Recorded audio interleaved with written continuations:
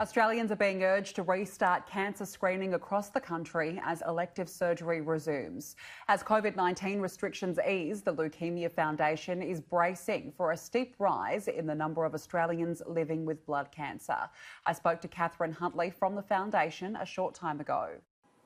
Kathryn, thank you so much for joining me this afternoon. Firstly, why are you concerned that potentially there could be more rates of diagnosis now that we are seeing the restrictions easing? Thanks, Danica, for having us today. And I guess what has been great to see is Australians right around the country adhering to social distancing and government guidelines and hygiene measures that's seen the reduction and flattening of the curve. What unfortunately we have seen through this is the numbers of people reaching out to their GPs for health matters dropping, and that's also led to drops in blood tests to discover what may be going on for people and reduction in referrals to cancer treating centres. So what I guess I would like to encourage people that they continue to utilise their GPs who are open and having services like telehealth so that they can actually look after themselves and get the outcomes that they want. Symptoms of things like myeloma look like fatigue, bone pain, infections, bleeding, bruising, and a general feeling unwell. So I especially encourage all people with myeloma to reach out to their GPs and organise an appointment. Kathryn, during this pandemic, has treatment at all had to change for patients in line with social distancing? We're very fortunate in Australia to have a great health system, and what we saw at the beginning of COVID-19 was our blood cancer treating specialists working both nationally and internationally to modify treatment practices to ensure that people still got the best outcomes for their blood cancer treatment but were kept safe from COVID-19. What this meant is for some people, they now have their appointments via telehealth, or they may have their blood tests locally so that they're still getting the care and people can be rest assured that cancer treatment continues for them throughout this pandemic. What we have seen though is that for some people this not being face-to-face with their treating team has left them a little bit vulnerable, and the Leukaemia Foundation has been supporting these people and helping them navigate those emotions that they may be feeling. And I encourage all people not sure about what would happen with their treatment currently to reach out to their treating centre because they're best placed to talk to them about what these changes may mean. What about in terms of loved ones or relatives being able to comfort those who are having treatment? Are they still able to do that, to sit next to them while they're having treatment done, or is this now a different given the pandemic? It's really hard for our loved ones and relatives.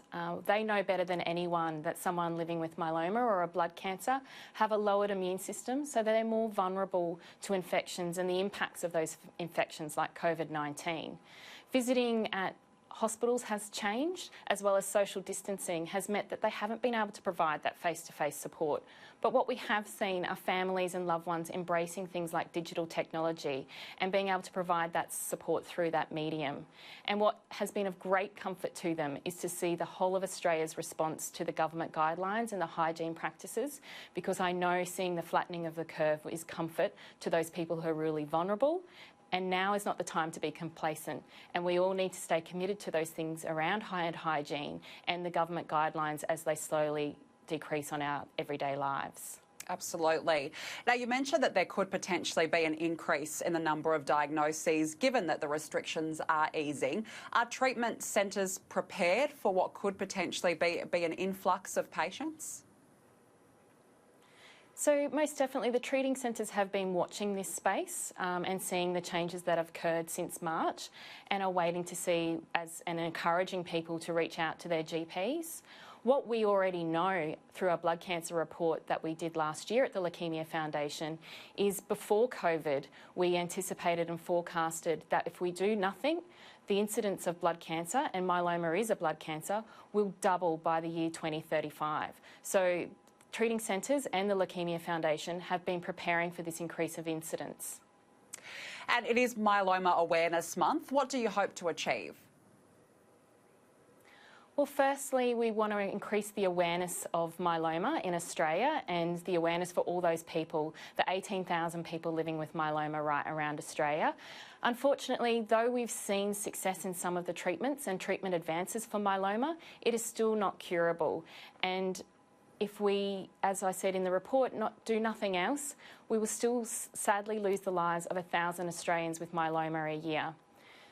We're also at the Leukaemia Foundation hosting free webinars. So for people who'd like to know more about myeloma, they can go to the Leukaemia Foundation website and view the webinars that we will be hosting around myeloma, its current treatments, as well as things that people living with myeloma can do in their everyday, like exercise tips to help them live well with their myeloma. What I'll also reach out to those living with myeloma in Australia who may not have had contact with the Leukaemia Foundation. Our blood cancer support team are still available today through COVID and right throughout the year for those living with myeloma, and are available on 1800 620 420. Some really great advice there. Kathryn Huntley, thank you so much for joining me this afternoon. Thanks again.